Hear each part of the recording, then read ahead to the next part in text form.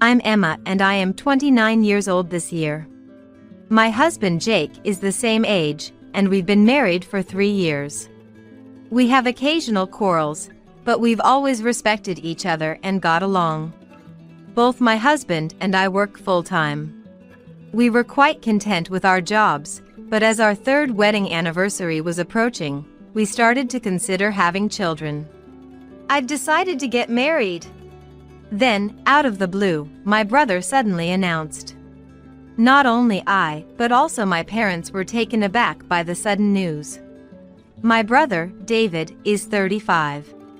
He works at a reputable company and is a sincere and kind older brother I'm proud of. However, he had never mentioned having a girlfriend before. Everyone was astonished when my brother, who has always been somewhat detached from the opposite sex, suddenly announced his own intention to marry. As we dug deeper into the story, we learned that his girlfriend of 6 months was pregnant, and they had decided to marry quickly. What's she like? She's lively and forthright. Well, since David is more of a laid-back type, maybe someone like her would be a better match. Our mother said with a chuckle, and our father nodded with a wry smile. Despite the surprise of a shotgun wedding, it was delightful news. They had already met her parents, and they asked us to meet her family soon. Can I come too? Of course. I'd appreciate it if you and Jake could come. David often visited my husband and me because they got along well. In fact, I think he enjoyed spending time with my husband more than me. I think Jake will be happy too. Congratulations on your wedding, brother. Thanks. David responded, blushing slightly as he smiled. His happiness seemed infectious, and I felt joy too. Then came the day of the meeting with the bride's family. We, my parents and us, a couple, were waiting in the hotel lobby. Sorry to keep you waiting. David arrived a little after the agreed-upon time, looking a bit flustered. A few minutes later, David's girlfriend and her parents arrived. Her name was Misty, who I had heard was 33, 2 years younger than my brother. In person, she looked even younger. Maybe it was because she was more beautiful and a bit flashier than I had imagined. My name is Misty. Nice to meet you, she said in a slightly nasal voice. Hearing her voice, my husband exclaimed, Huh? What's the matter? No, it's nothing, he replied after some thought, shaking his head. Despite his odd behavior, the meeting went smoothly.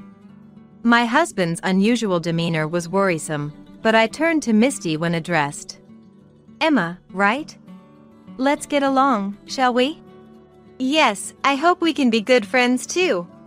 With her warm smile, I found myself smiling back. Although I sensed something was off about my husband, I momentarily pushed that aside, relieved to see that my brother's wife-to-be seemed to be a pleasant person. However, I was soon to realize that my instinct about my husband was right. After their marriage registration, my brother announced they were planning to have a wedding ceremony. It was the fervent wish of his wife, he said. I understood their sentiment. It was a once-in-a-lifetime event. She was already pregnant, and my brother wanted to fulfill her wish, so they decided to hurry and hold the ceremony before her belly got too big. I was surprised when I heard they managed to secure a date for the ceremony a few months from now due to a cancellation. The couple decided to live in my brother's house, about an hour's drive from ours. One day, during a weekday off, the doorbell unexpectedly rang while I was home. Hello there. Misty? It was my brother's wife standing at the door. Aside from dropping off some items, she had never visited our house before. I came to visit. You're off today, aren't you? Leaving me bewildered, she boldly stepped into the house. I hurriedly followed her in, finding her curiously looking around the house. Is my brother? Of course he's at work. It's a weekday. That wasn't the point of my question. But she started talking before I could clarify. I'm just bored at home. You must be bored too, being home alone. Hey, I'm thirsty. Can you make me some tea? Feeling awkward, I went to prepare some tea, but when I came back, she had closed the windows and turned on the air conditioning. Tea is not good during pregnancy, right? I'm sorry, I don't have any caffeine-free options at home, only mineral water. Oh, well. It can't be helped. Sorry. For some reason, I found myself apologizing as I handed her the mineral water. She sipped it, glancing around the room with a small smile on her face. What a small house! Excuse me? Hey, I heard you guys didn't have a wedding, right? I was taken aback by the abrupt change in topic. We got married almost 3 years ago, and yes, we never had a ceremony. When we were discussing a wedding after getting married, the COVID-19 pandemic hit. Luckily, we hadn't made any reservations yet. We had a long discussion, including whether we should have a ceremony at all, and in the end, we decided not to.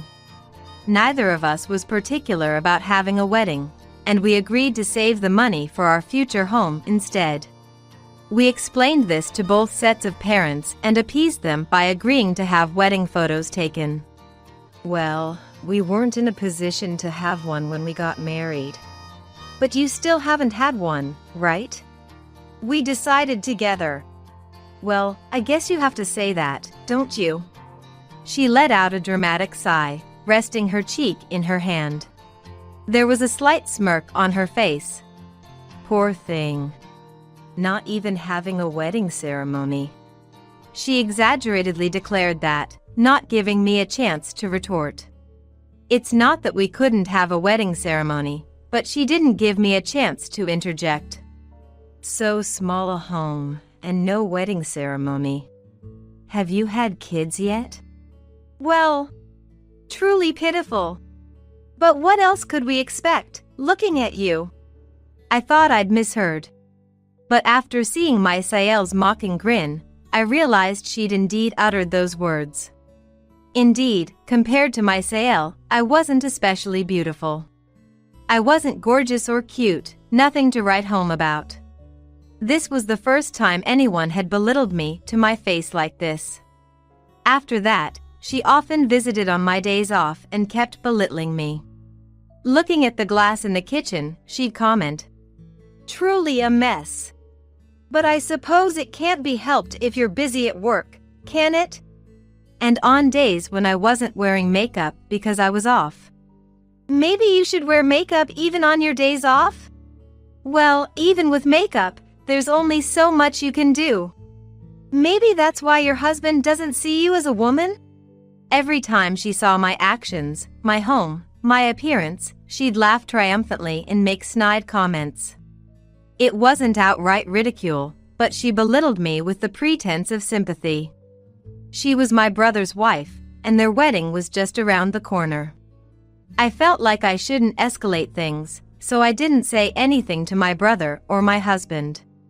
However, the stress of being ridiculed repeatedly was overwhelming, and my husband began to worry about me more and more.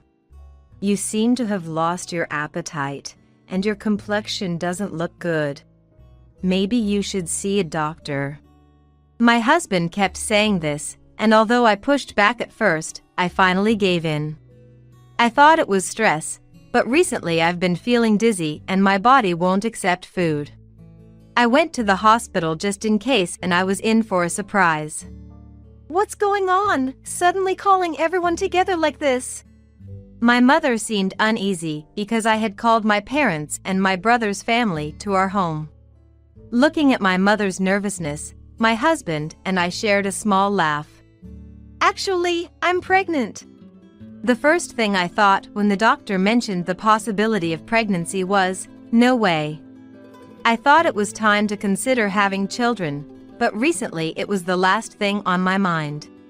What I thought was stress was actually morning sickness. Pregnant? Yes, I'm still in the early stages. Emma. Suddenly, My brother raised his voice and gave me and my husband next to me a strong hug. When I turned around in surprise, I saw that his eyes were filled with tears. "Congratulations! I'm so happy, as if it were happening to me." Big brother. Seeing my brother's reaction made me tear up as well. My parents joined in crying, and afterwards we all shared a laugh. As we were all talking happily as a family, I suddenly felt a gaze on me. When I turned towards the gaze and gasped, my SAL was glaring at me with a scary expression. "You know, Misty." After returning home, my husband started speaking with a hesitant look. "I feel like she was glaring at you with a scary look." So my husband also saw her face. Afterwards, when my brother spoke to my SAL, she answered with a quickly constructed smile, so I thought I was the only one who saw it. Looking at my worried husband, I thought it might be better to keep quiet. Actually, ever since my brother got married, his wife often came over unannounced. And each time, she continued to make snide remarks. As I choked on my words, recalling the emotions of those moments, my husband quietly listened. "So, I want to keep a distance for a while." "I think I should keep my distance too." "Yeah, but she might come over to our house all of a sudden. What should we do?" "What about going back to your parents' house for a while?" "My parents' house?" "Yeah, you've been struggling with morning sickness. Can you commute to work from there?" "If you do that, I'll feel relieved knowing you're at your parents' house." My husband reassures me, and I breathe a sigh of relief. We have no intention of telling my parents about this right now. I don't want to rain on the parade of my newlywed brother, and I don't want to blow this out of proportion. But, right now, I can use my morning sickness as an excuse to return home. Still, why is she attacking you so much? I have no idea. The first time I met her was at the pre-wedding meeting. The next time I met her, she was like that, and I really don't understand why. I feel like I've seen her before. Eh? Where? My husband had reacted strangely when we first met her. I can't be certain. Although he evades, he says he'd like to look into it if he can. A few days later, we were to learn a shocking truth. Back at my parents' house, my husband frequently visited, and there were no more attacks from my SAL. It was peaceful. Just as my morning sickness was calming down, and the wedding day arrived without a hitch. We were getting ready at home, later than my parents who had left early. When we were about to leave, my SAL called. You've already prepared? Yes. We're about to head out. Sorry. We don't have a seat for you. Huh? My family and friends are coming today. I'd be embarrassed if they thought you were my family. So, don't come to the ceremony. What? You might dress up, but you know, with a background like yours, expectations are low. She was laughing on the other end of the phone. I'm the star of the day. You understand that, right? Does my brother know about this? Of course. He can't say no to me. Understood. But I'd like to talk after the ceremony. I'll consider it. Give me the gift later, okay? She hung up after having her say. My husband was looking puzzled at me, standing in stunned silence. Misty said, it would be embarrassing if I came to the wedding, so don't come. Tears started flowing as I spoke, unable to hold back. Are you serious? But it's my brother's wedding. And he agreed to it. As my husband comforted me by gently rubbing my back, he exhaled as if he had made up his mind. Let's investigate the facts and talk to David properly. David is not the kind of person who would tell you not to come to the wedding. My husband seemed quite angry. We also need to clarify that. It would be better for David as well. I understand. Thank you. 1 week after the wedding, my SAL came alone to the restaurant I had called her to. Huh? She seemed surprised not just to see me there. And it's understandable. It wasn't just my husband and me. My parents, my brother, and even her own parents were all there. Why? I didn't hear anything. Is there something going on today? Yes. You told me to hand over the gift, right? Really, it was a joke. Did you need to go to this extent? I have something to discuss before I hand it over. It seemed suspicious to her that no one else was speaking. Her gaze was frantically shifting around the room. Miss D, you worked for Sunrise Systems before your marriage, didn't you? And so what? Why did you quit? It's obvious, isn't it? I was getting married and having a baby. I thought my husband had accepted that, so why bring it up now? Accepted? I didn't say anything about her quitting, but to suddenly quit just because she's pregnant, without discussing it first. My brother sighed in exasperation. But that's old news, right? At that point, my husband chimed in. Actually, Sunrise Systems, where she worked, is a client of my company. They're almost like a subsidiary, so we get quite a bit of inside information. What? Seemingly at a loss for words, my SAL fell silent as my husband spoke. I thought she looked familiar. She had an affair with a married supervisor at her workplace, felt uncomfortable, and quit, right? Weren't your parents aware of that as well? As he looked at my silent in-laws, they let out a deep sigh. We apologize. She cried and said she was forced into the relationship by her boss. We believed her. We're really sorry. We thought it was all in the past. With heads bowed deeply, my SAL's parents apologized. What the hell? I was forced by my boss. That's what I said. It's all in the past now. Past? At the sound of my brother's voice, low as a rumble of thunder, my SAL trembled. He sighed heavily and laid several photos out in front of everyone. How are you going to explain these? The photos showed my SAL and a middle-aged man arm in arm, entering a hotel together.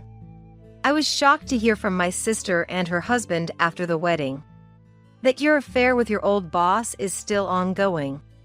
Within only a week, my brother had gathered a lot of evidence. Right after the wedding, we consulted with my brother about my SAL, passing on all the information we had.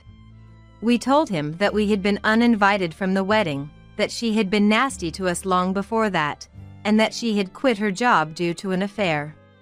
My brother had been told by my SAL that I wasn't at the wedding because I had severe morning sickness. My brother apologized for everything she did, even though he had done nothing wrong. When I asked him what he was going to do, he said he would look into it himself. And a week later, when my brother told me he was ready, I called my SAL. My brother had called our parents and her parents here himself. Everyone knows. That's why we called her here. As my SAL tried to snatch away the photos in panic, she froze in despair upon hearing those words. You've also been bullying my sister. Why? With a sullen look on her face, my SAL muttered. It's just, despite being so much less attractive than me, she looked so happy. Her family is so close-knit, too. She should be satisfied with that, but she even got pregnant, while I'm the one who should be the center of attention. So that's why you didn't invite her to the wedding? Of course. It's my wedding. It's strange to have someone else being congratulated. Everyone was at a loss for words at the sight of my SAL, who nonchalantly justified her actions. Let's divorce. No. Do you think you have the right to say no? But I have a baby. How are you going to take responsibility? She stood up, placed her hands on her stomach, and shouted. If it's my child, of course I'll continue to pay child support even after the divorce. If it's really my child. After that, my brother and his wife divorced. She put up quite a fuss, but given her actions leading to the divorce, it was clear she was at a disadvantage. No court proceedings were necessary. When she was told she'd be legally accountable for a reasonable sum of money if they went to court, she conceded for a smaller amount. After the child was born, a DNA test showed that my brother wasn't the father. Figures. My brother said, looking a bit pained. Because the child was born within 300 days of the divorce, by law, the child was considered to be David's, my brother. It's a bit of a hassle that parentage can't be denied without going through civil litigation, but with the DNA test results in hand, there's no need to worry. The ex-wife continued her relationship with her former boss unabashedly and was thoroughly chastised when the boss's wife found out. Apparently, this was the second time the wife found out. The first was when she quit her job, and now again when she decided to divorce. The first time, their parents had intervened, but after this incident, it seems she's been abandoned even by them. For some reason, the ex-wife has been contacting my brother for help, he mentioned in a tired voice. Nearly a year after that incident, the phone rang. Hello? What do you think you're doing? The ex-wife's shrill voice echoed in my ears. My husband looked at me in surprise as our child lay sleeping in the crib. The ex-assailant seemed out of sorts, frantic. It's your fault for never picking up, no matter how many times I've called. You've made me miserable, so I'm going to make you miserable too, she screamed over and over. Your current situation is your own making. Shut up! I won't be satisfied until you've gone through the same.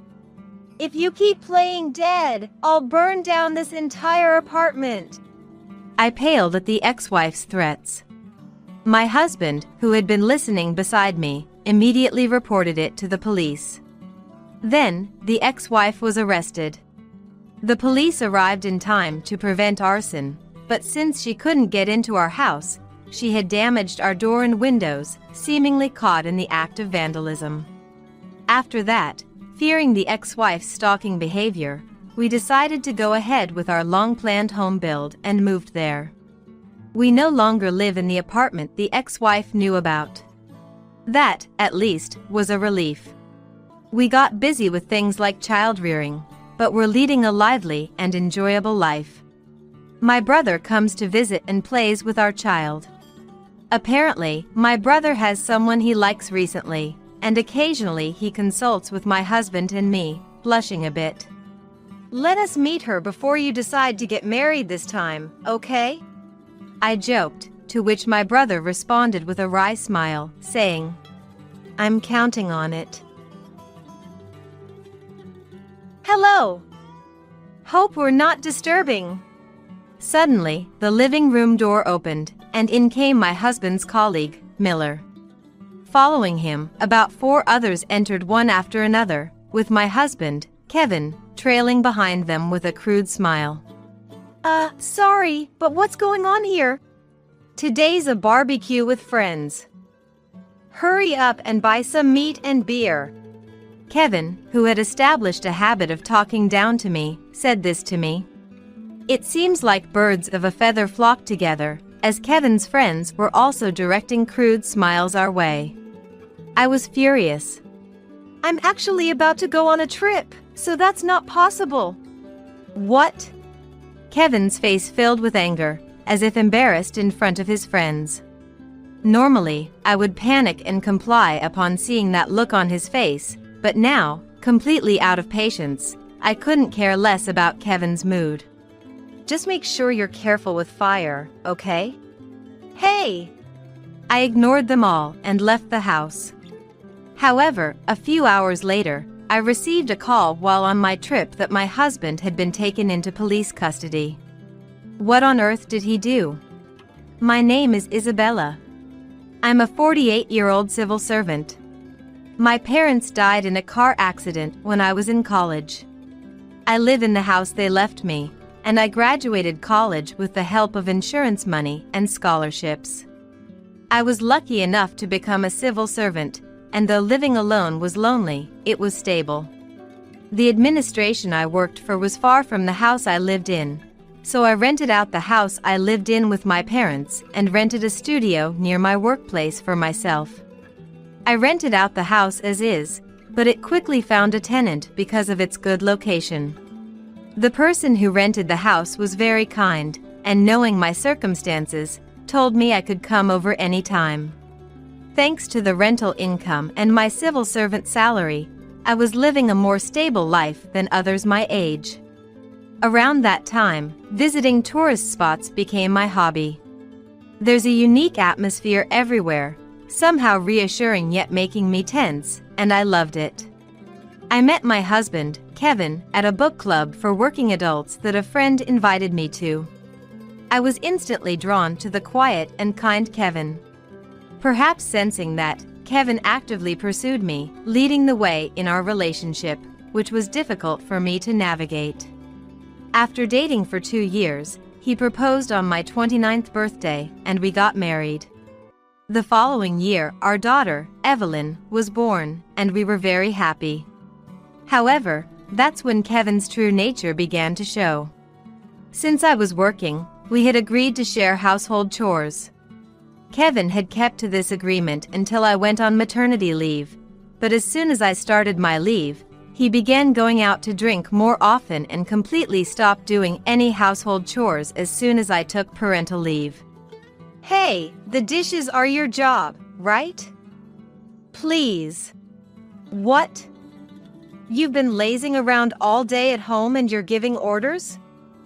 You should do it, Kevin said, and quickly prepared to go out. After Evelyn was born, he would go out to drink about 4 times a week on his own, not caring at all for Evelyn. Juggling childcare and household chores while suffering from sleep deprivation due to night feedings was extremely hard. But complaining to Kevin didn't help. He didn't understand at all and would insult me by saying I was inefficient. Continuing this life made my love for Kevin fade, and by the time Evelyn was 5, I saw him merely as a roommate. Fortunately, I didn't have to work overtime or on weekends and holidays. This allowed me to spend a lot of time with Evelyn. Although Evelyn was a handful with her night crying and frequent feedings as a baby, by the age of 6, she had become a very mature child. She was clingy when it was just the 2 of us, but she also took the initiative to help around the house and always said thank you for each little thing. It wouldn't be an exaggeration to say that watching Evelyn grow was my only joy, and I adored her. However, Kevin was not involved with Evelyn, only occasionally approaching her when he was in a good mood. By then, his true colors were fully shown, not doing household chores, not participating in child-rearing, and going out to drink almost daily, coming home smelling of women's perfume. But I had grown so indifferent to Kevin that I didn't care anymore. Even so, the reason I didn't choose divorce was to not make life difficult for Evelyn. Honestly, with the rental income from my parents' house and my salary, I could easily afford to send her to college. But I didn't want to burden Evelyn if I became unable to work. Fortunately, Kevin seemed to be competent at his job, and even though it was a small to mid-size company, he earned more than I did. Thus, I had come to view him as the person who would earn the money for Evelyn's education and our living expenses. However, around the time Evelyn entered high school, Kevin's spending got worse. I had always let him spend freely on anything other than Evelyn's tuition and living expenses, but then the school contacted me saying the tuition payment had not gone through. I hurriedly transferred the money from my own account to avoid trouble, but this made me realize there was no benefit to staying married and not divorcing. Thinking this, I approached Kevin, who was about to go out and was looking at himself in the mirror in the bathroom. Hey, the school called saying Evelyn's tuition payment didn't go through. Huh, so? So? What do you mean so? You were supposed to pay for it. That kid has been kind of rude lately. Always glaring at me. That's because she's going through adolescence, isn't it? I felt a headache coming on. Kevin himself must have gone through a rebellious phase. Yet he refuses to take an interest in his own daughter's growth and uses her being rebellious as an excuse not to pay for her tuition, which is just the lowest, not just as a dad but as a person. At this moment, I decided to divorce Kevin once Evelyn started college. And until then, I resolved to act like a compliant wife. As I was thinking this, Kevin looked at me with a smug smile. What? You know, I hardly ever come home, and do I really need to contribute to the living expenses? So, how about this? I'll pay for that kid's school fees instead of giving you living expenses. Fine. My recently made resolution was already being tested, but I managed to hold firm. Not contributing to the living expenses was unthinkable.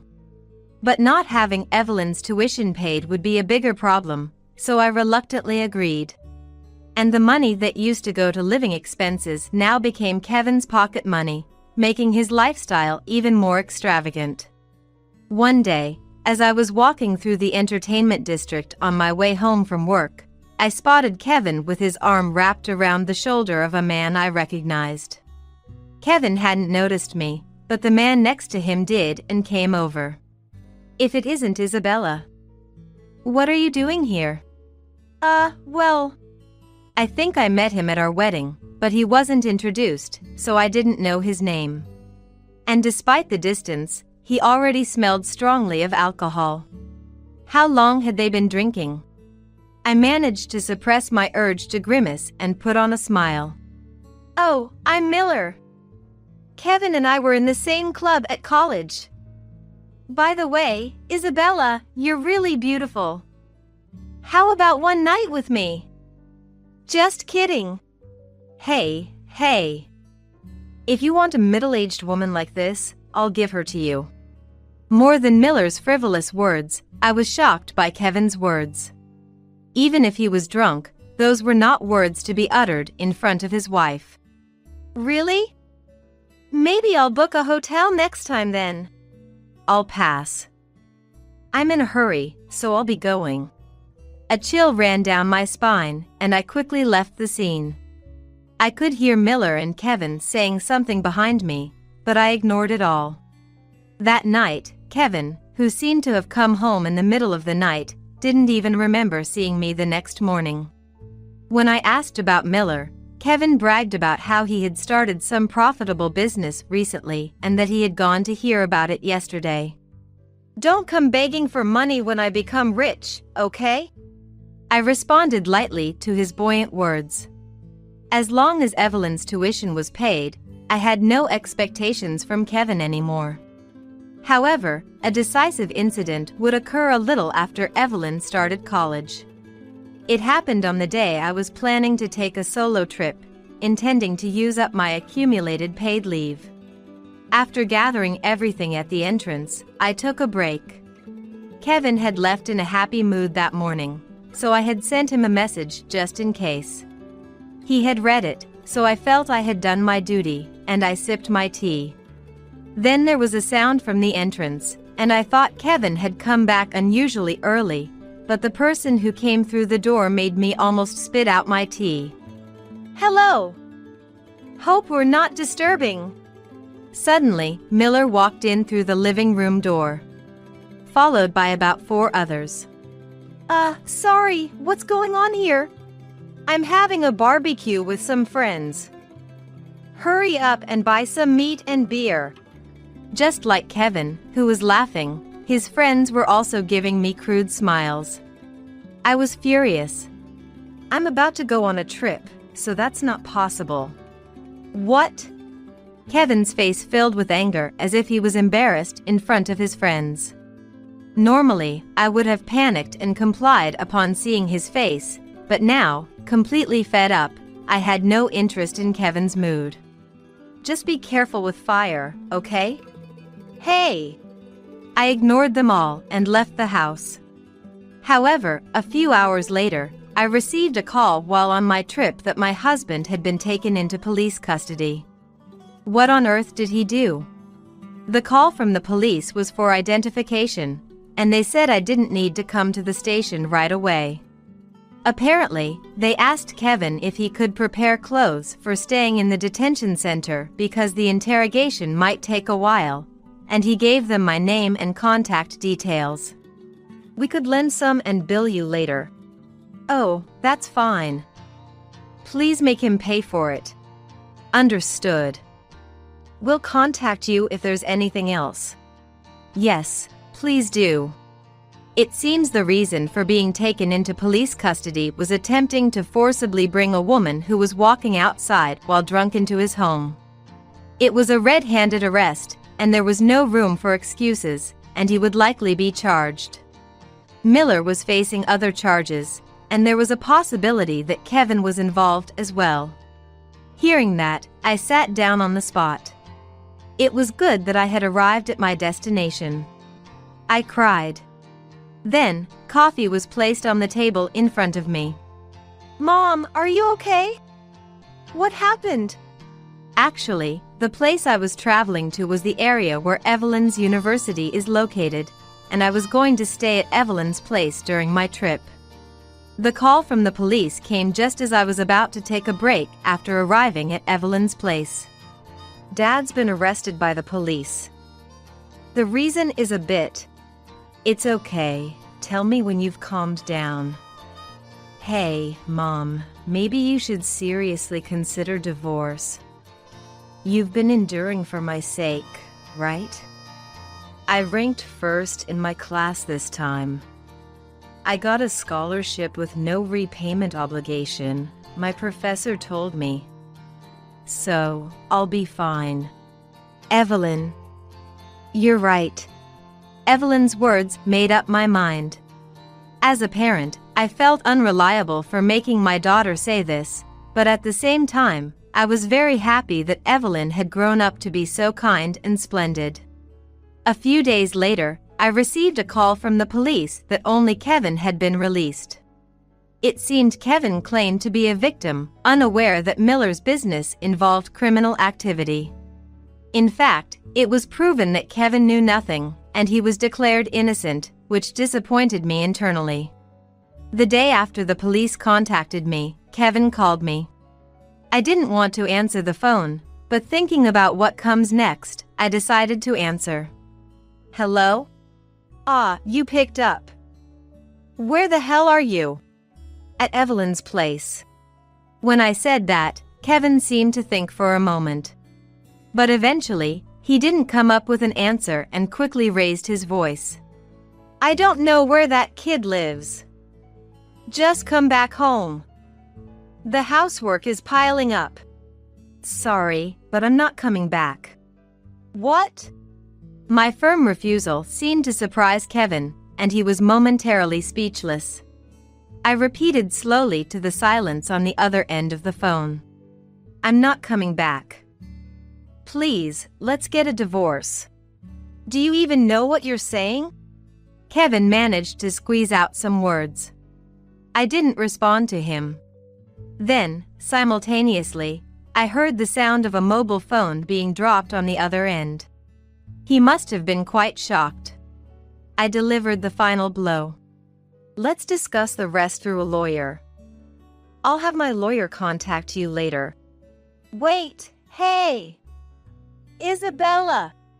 Kevin was calling my name, but I hung up without a care. Then, I contacted the lawyer I had just hired yesterday.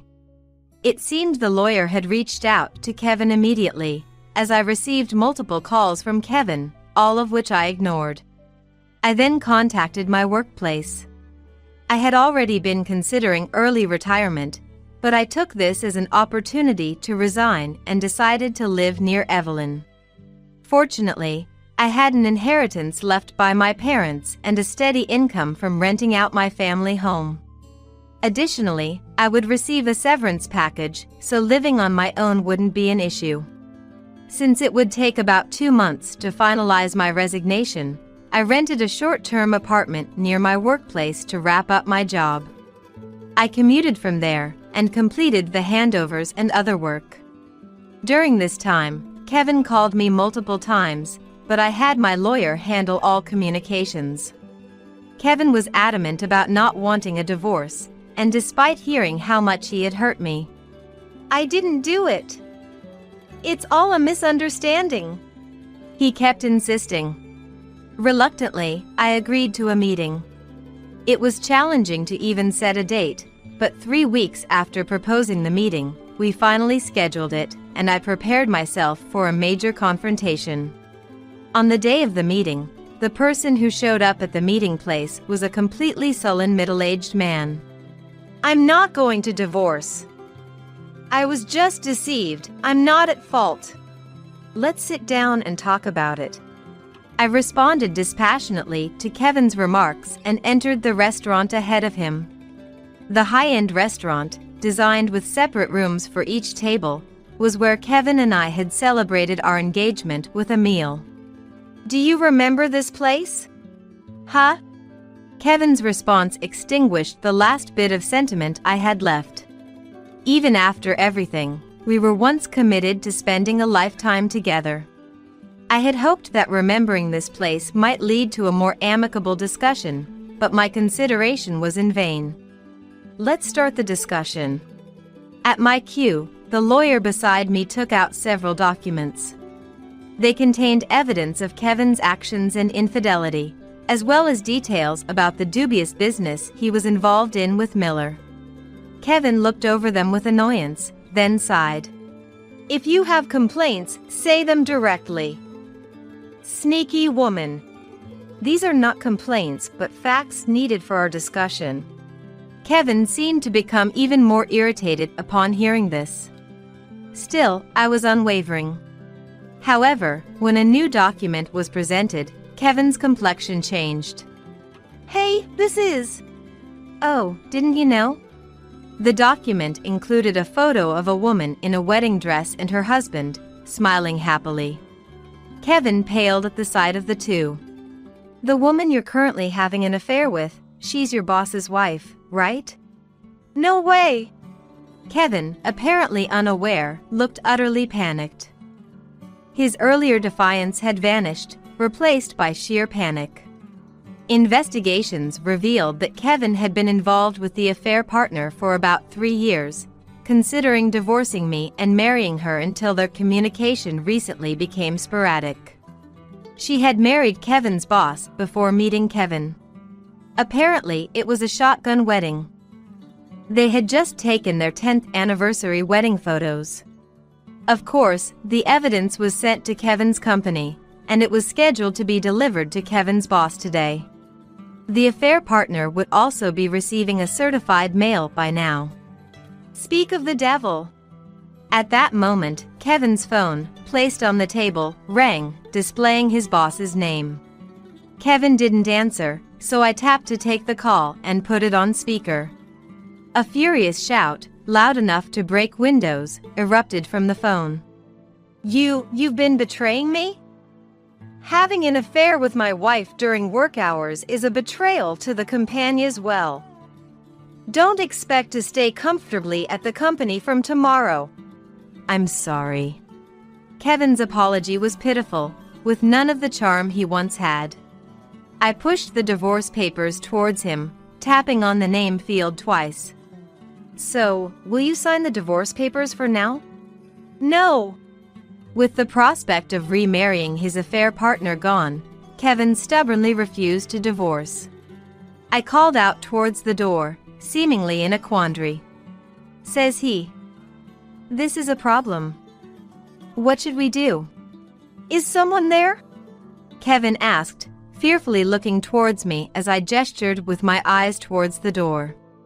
As he reluctantly looked at the door, which then opened to reveal someone, Kevin's face turned pale, and he began to tremble. Dad, Mom, why are you here? Standing there were the in-laws. Kevin wasn't on good terms with the in-laws' house, and after we got married, he forbade me from interacting with the in-laws. So, for Kevin, the last people he expected to see here were present. My mother-in-law briefly greeted me before walking up to Kevin with a raised hand, delivering a sharp slap that left his face red. With a face even redder than Kevin's, my mother-in-law started shouting, "How could you? You have a wonderful wife like Isabella and you cheat? What have you done?" "Wait, Mom, you and Isabella haven't seen each other since we got married. How would you know she's wonderful?" Before I could answer Kevin's reasonable question, my father-in-law spoke up. "Isabella has been sending us letters every month, showing us how Evelyn is growing up. Recently, she and Evelyn even came to visit us a few times. You, who haven't contacted us even once since getting married, don't deserve such a good person. Hey! Didn't I tell you not to contact them? Why are you going behind my back?" Kevin turned away from my father-in-law and yelled at me. In reality, the in-laws' house is a farmhouse, where Kevin's brother and his wife live together. Kevin, who inexplicably despised this arrangement, would constantly criticize and make snide remarks towards his brother's wife, resulting in him being kicked out after graduating college.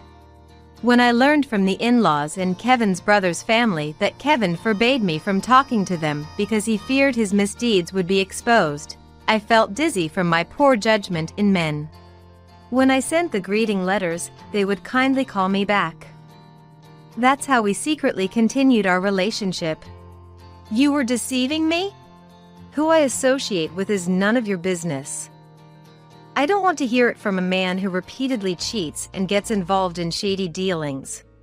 As I retorted, Kevin was visibly frustrated. Suddenly, he defiantly signed the divorce papers. "Seems like you went through a lot of trouble. Fine, I'll divorce you, but don't expect to get any money or the house from me." "What are you talking about? You won't be dividing anything. Everything will go to Isabella." My mother-in-law interjected, nudging Kevin, who was overwhelmed by her. I watched him coldly before storing the divorce papers in my bag and leaving the restaurant with my lawyer. Afterward, I went to the municipal office to submit the divorce papers. Though it happened quicker than I thought, my heart felt incredibly calm. Kevin was fired from his small company after being accused of having an affair with his boss's wife and engaging in infidelity during work hours. Having handed over the house and money to me, he was left with nothing.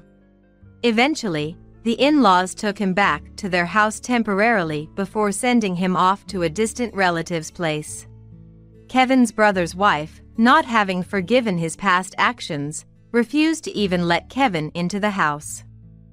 Actually, her daughter, who got married last year and is soon due for delivery, was coming home soon. It being summer, Kevin spent a night in a small shed on the property before being taken away early in the morning by the relative. The affair partner and her husband, Kevin's boss, although they didn't divorce, were forced to live with the boss's parents under constant surveillance and endured endless taunts and harassment from her mother-in-law. Kevin once escaped to see the affair partner, but she was just playing with him, and upon seeing him, she demanded, "Give me some money to escape." My mother-in-law learned through relatives that Kevin was devastated by this. Kevin returned to the relative's house, shocked. Now, Kevin works non-stop, and even on his rare days off, he can't go out satisfactorily due to the relative's surveillance. I continue to maintain a relationship with the in-laws as Evelyn's grandparents.